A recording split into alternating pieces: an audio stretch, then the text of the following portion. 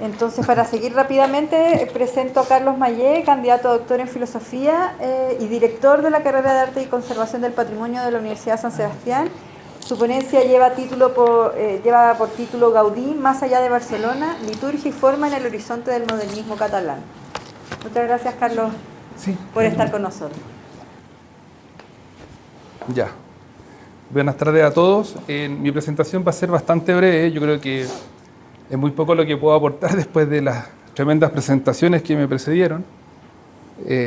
Muy buenas todas, por cierto, y Cristian, increíble. Yo creo que faltó así unos 40 minutos más de explicación.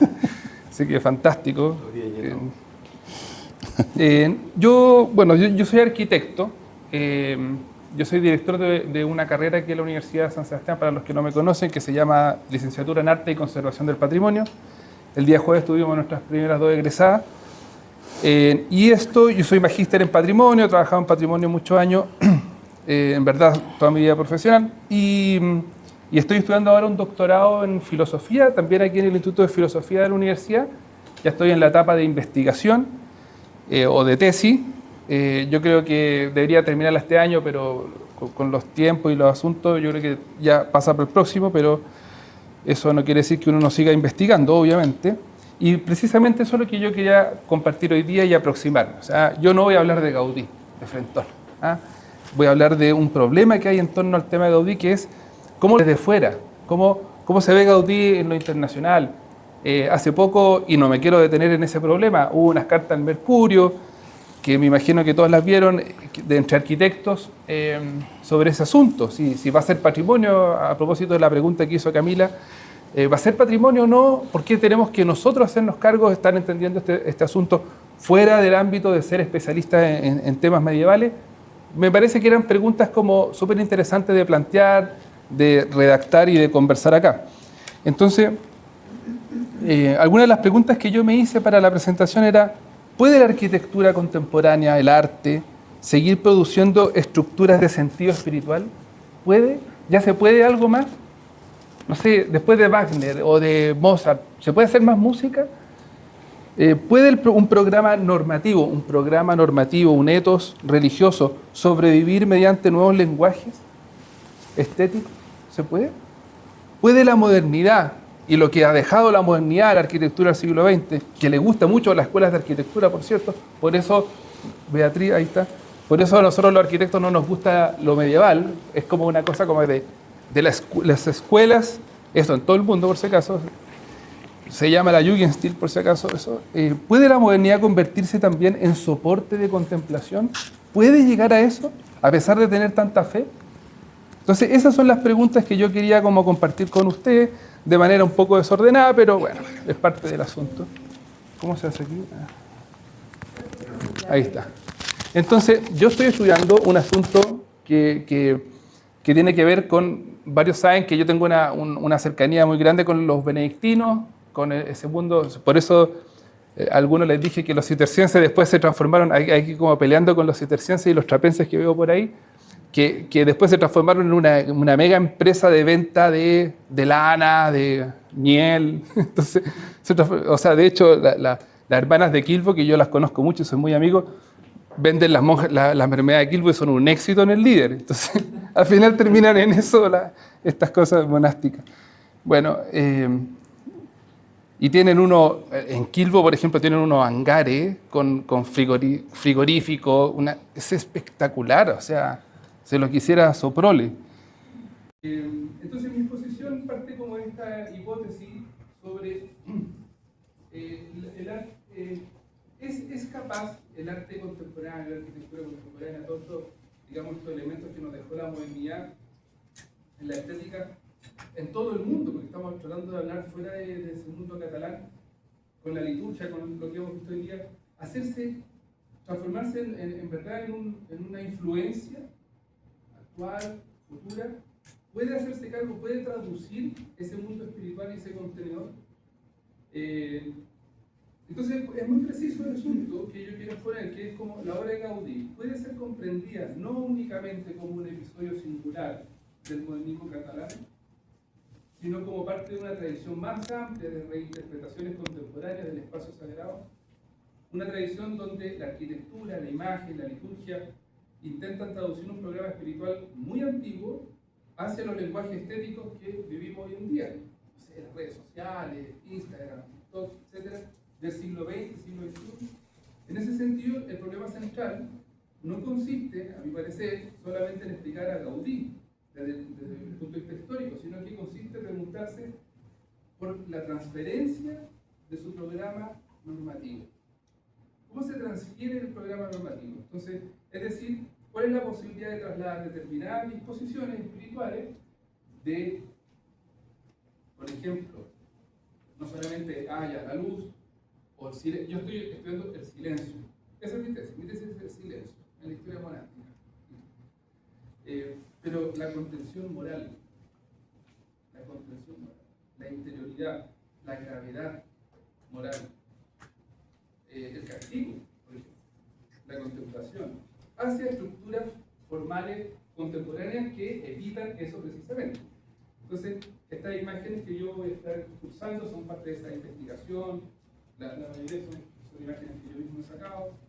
El monasterio benedictino, ustedes lo conocen, está en un cerro en Las Condes, como todos los monasterios benedictinos, Benedictus, Montes Amados. Los benedictinos aman los montes, entonces están en Montserrat, en Monte Cassino, en el Monte de los Piques, en Las Condes, y miran la ciudad muy distinto a los franciscanos, que es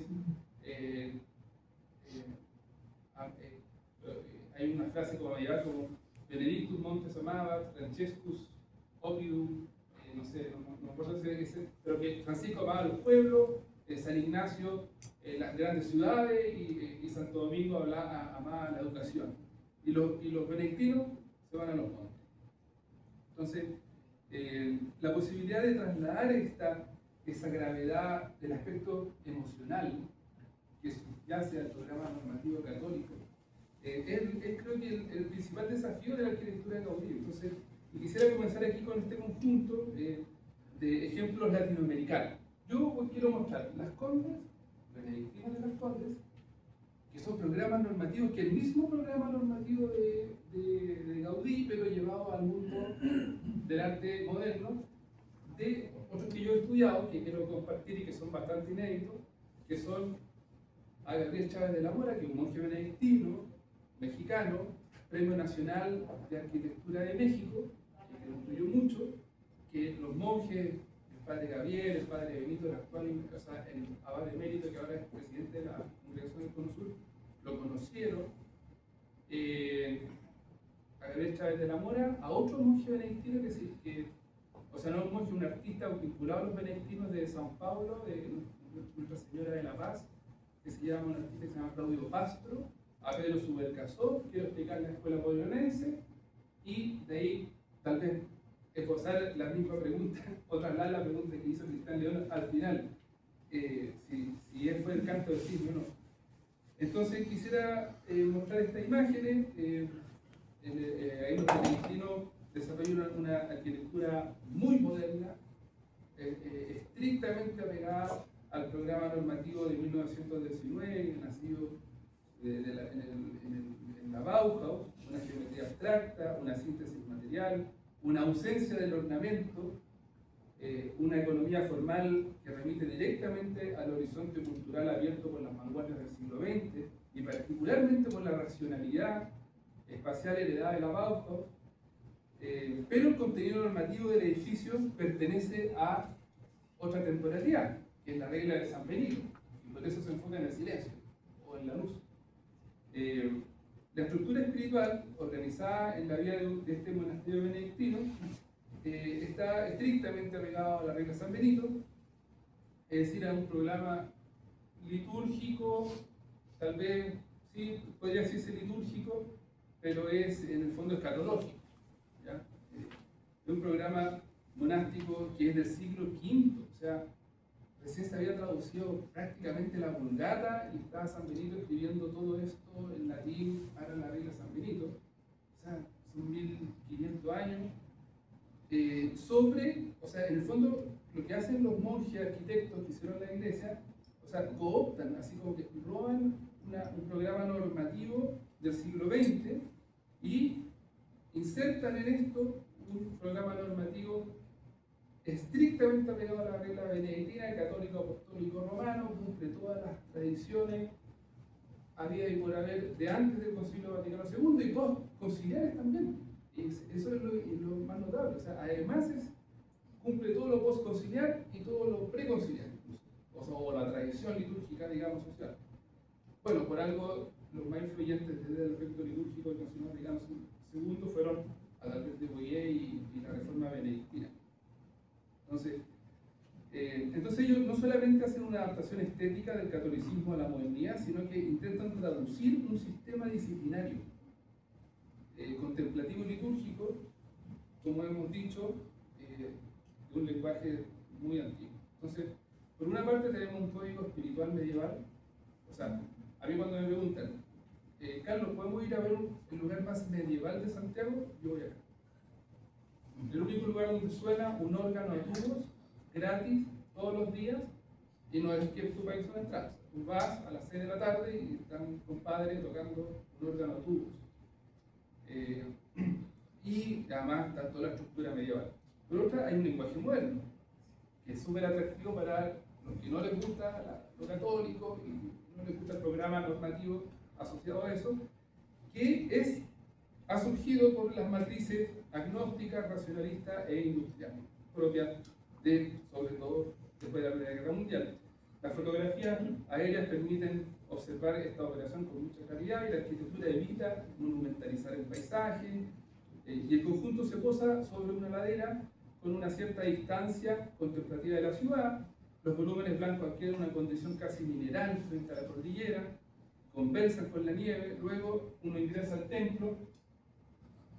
Yo tuve la suerte de hace unos años trabajar con el hermano Martín, con uno de los monjes de los vestidos que hizo el proyecto para restaurar las fachadas del edificio y trabajar esa operación lumínica, el vacío que adquiere espesor, los muros blancos que producen contención, el silencio que se deja percibir en esa ausencia acústica de elementos.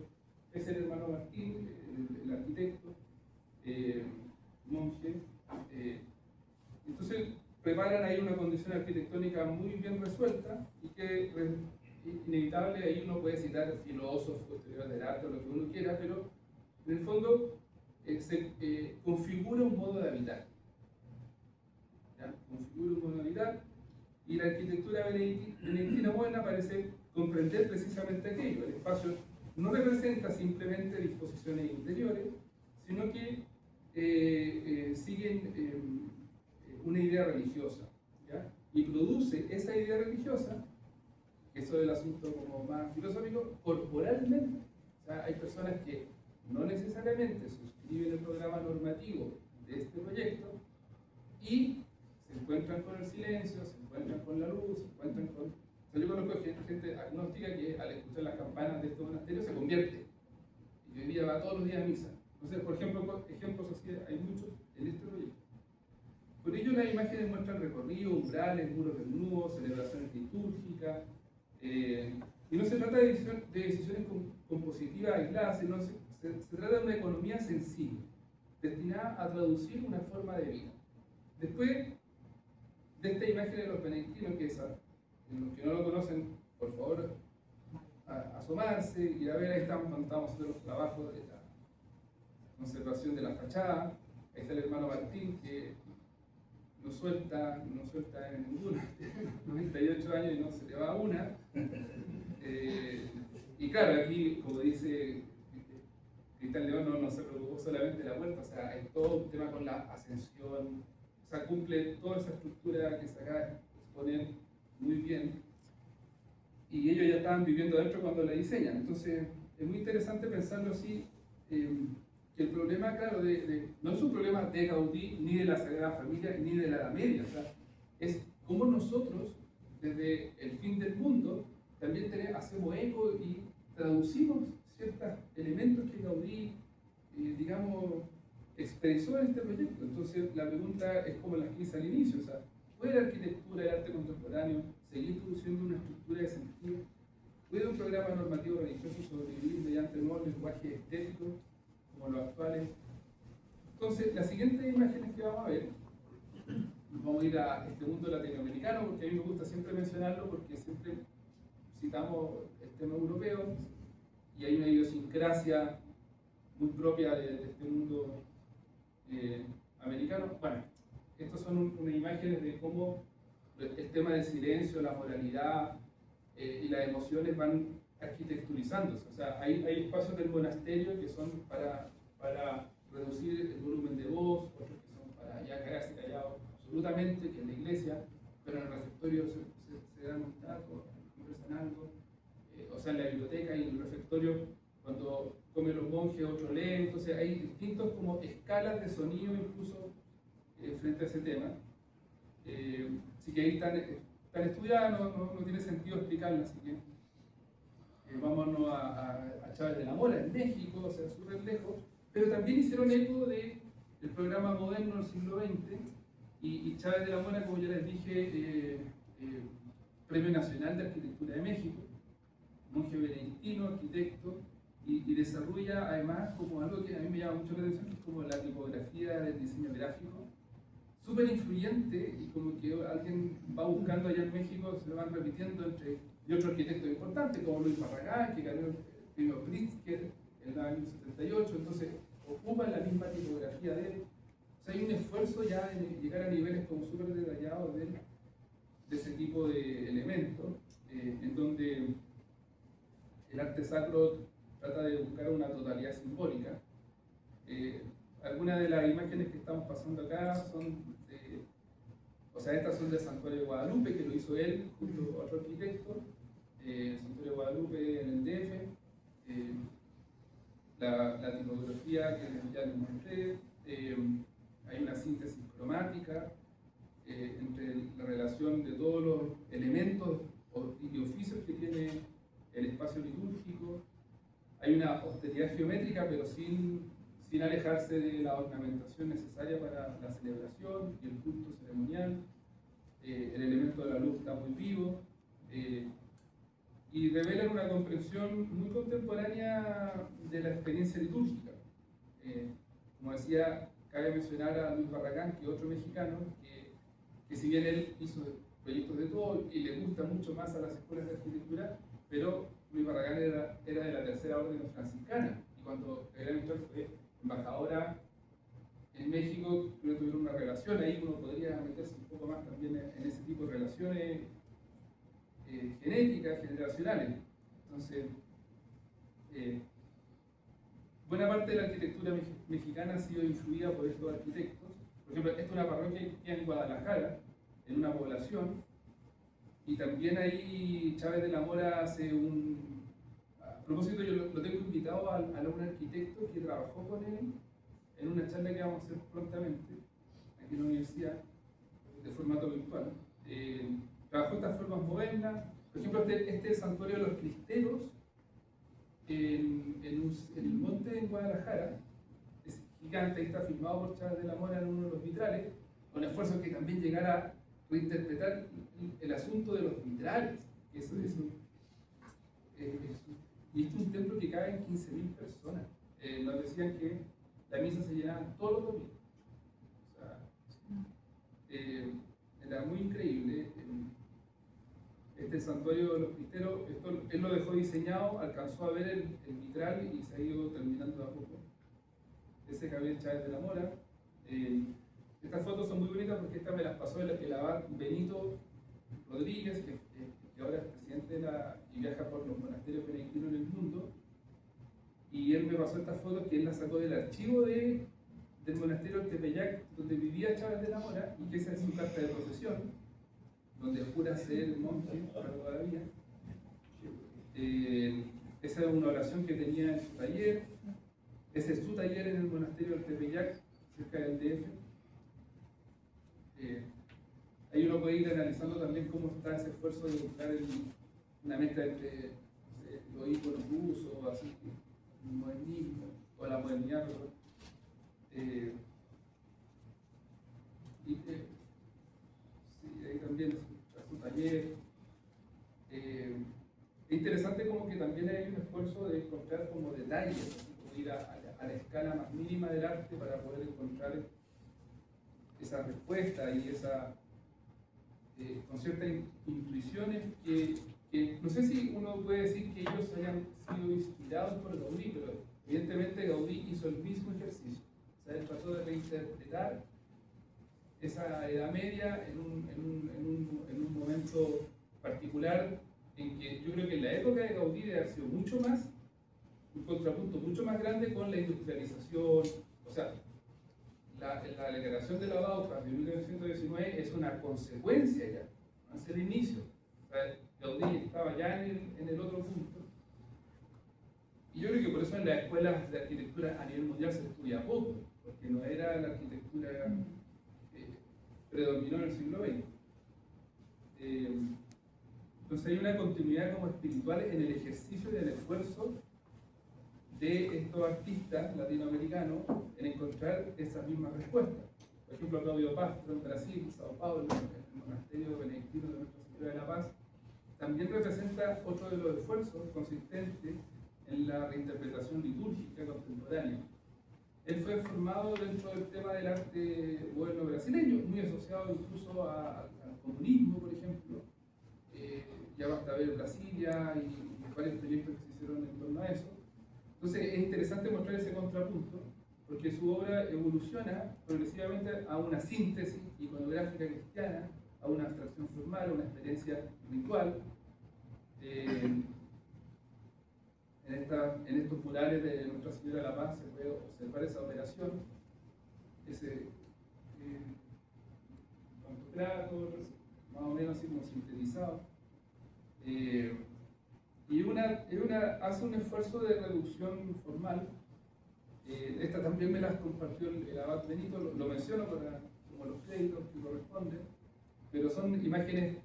Quería regalar imágenes que yo creo que no está en ningún libro, esta foto no está en ninguna parte, porque son de adentro de la clausura. La saca el padre Benito. Y me la comparte porque conversamos mucho estos temas con ellos. Hay una renuncia a una inversión ornamental.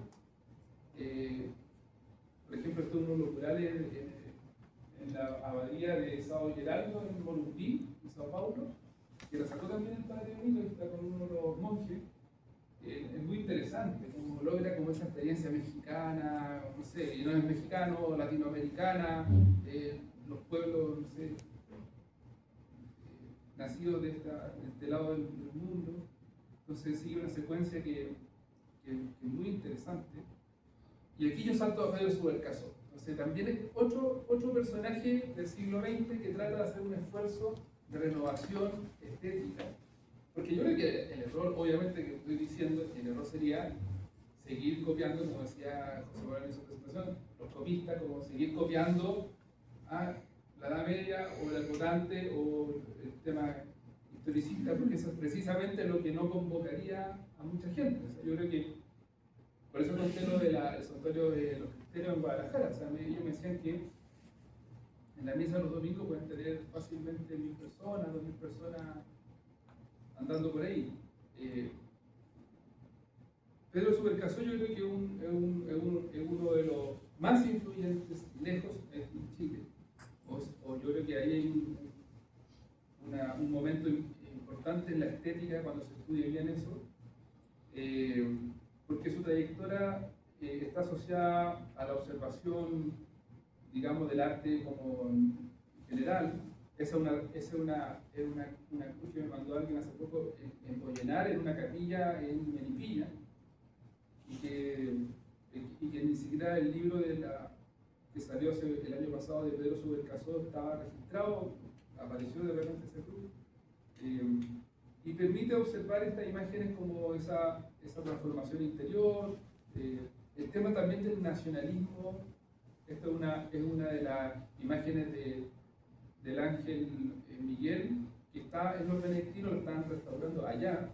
Esto fue como para medio del estallido social, algo así, cuando tuvieron que sacar del bosque porque hay un atentado y la restauraron allá. De ahí tengo esa foto.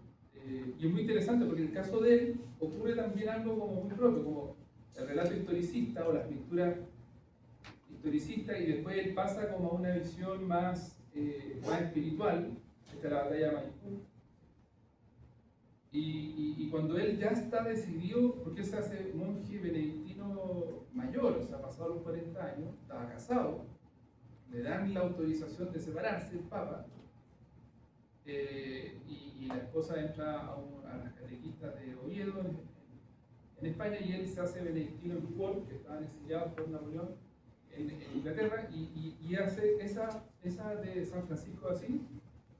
Son las imágenes que él hace como justo en ese periodo. Entonces deja como ese ruido humano, que es muy bonito, o sea, es increíble cómo pinta los caballos y las manos y las personas. O sea, uno ve un cuadro sobre el Casó, que imagino que lo conocen, y como que suena el sonido de la batalla, el humo, pero aquí ya empieza como a ponerse más espiritual y más, incluso naif, y termina después influenciado, y aquí pongo otra imagen de la escuela babilonense. Yo le di la clave de la escuela babilonense, que logra una síntesis como, y yo creo que la escuela babilonense es el mejor o el más fino ejemplo post-Gaudí de buscar un arte sacro en serio y universal. Creo que ese es el ejemplo más fuerte, más pregnante. Estas son imágenes de una capilla en Missouri, en Estados Unidos, y los monjes benedictinos fueron fundados por los alemanes de Loyola. Entonces, por eso se traduce esa imagen en Pedro Subercaseaux más hierática, más así como este estilo. Sí, ya estamos terminando por ese caso. Y después vuelvo a la iglesia de los benedictinos, que está la imagen de la Virgen de las Condes que hizo Marta Colvin con Pancho Gacicúa, Premios Nacionales de Arte Chileno. Se fijan, esto también un cuadro de Subercaseaux ya siendo monje benedictino. Y tal vez el punto, como ya para ir cerrando, es que lo que nosotros pensamos es que puede ocurrir algo semejante. Peter Horn, otro artista, pintor, puede ocurrir algo semejante con la experiencia estética de Gaudí fuera de Cataluña. ¿Puede su arquitectura convertirse en una convocatoria universal más allá de Barcelona? ¿Puede el programa normativo implícito en su obra seguir siendo reinterpretado contemporáneamente? Por lo menos aquí yo he mostrado muy buenos ejemplos de esa reinterpretación. Estos cuadros de Claudio Bravo sobre el Padre Guarda. Esa es una maqueta de la Marta Colvin de la escultura de los benedictinos. Entonces yo creo que, conclusión, creo que no hay mucha, sino que queda abierta la pregunta de que el desafío siguiente tal vez en esta experiencia de conocer a Gaudí y celebrar su obra es cómo interpretar toda su interioridad, su sentido religioso en medio de una cultura dominada por la aceleración técnica y la saturación visual.